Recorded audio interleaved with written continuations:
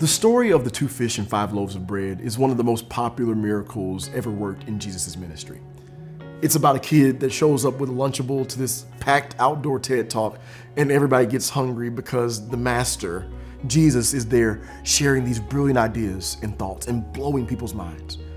After some time, they look up and they're hungry.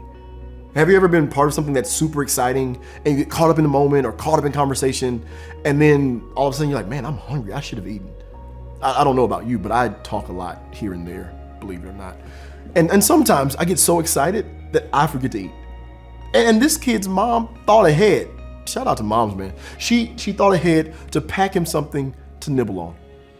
And Jesus is there talking, and he sees people are getting restless and hungry. He grabs the disciples, and somehow they find this boy, this little boy, and they take this lunch that he's been given, put it in the hands of Jesus, and Jesus raises it to heaven, and God mega multiplies it. And there's so much food there. There's so much food left over that people could have eaten twice if they wanted to. Jesus takes little and makes much.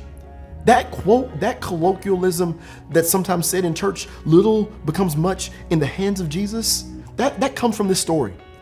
And there's a scripture that encourages me that I see in John's gospel that says, greater works than these will you also do. It's intimidating, but it encourages me, because while I'm amazed at how Jesus is working these miracles, for John to come out and say, greater works will I do, the question becomes, can I use my faith to do greater things than Jesus did in his day?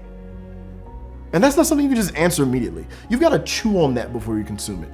You got to break that down and consider Jesus used fish and bread to feed thousands in a moment. What has God given you that you discount, that you call small? What is God waiting on you to place back in his hands? What is able to happen in partnership and cooperation between you and the Christ of the universe? What could he do through you? And what could you bring to the table that could change the world, that could change thousands of lives, that could replenish people who are fatigued? That thing that can give rest to tired people. You're probably saying, like this little boy, well, it's just my lunch. It feels mundane, it feels minuscule, it feels small, it feels everyday to you. It's not enough.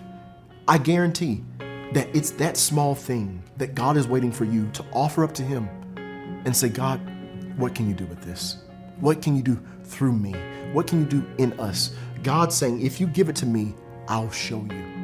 And I don't mean that very figuratively. I seriously mean, if you give it to God, watch how little becomes much in the hands of Christ.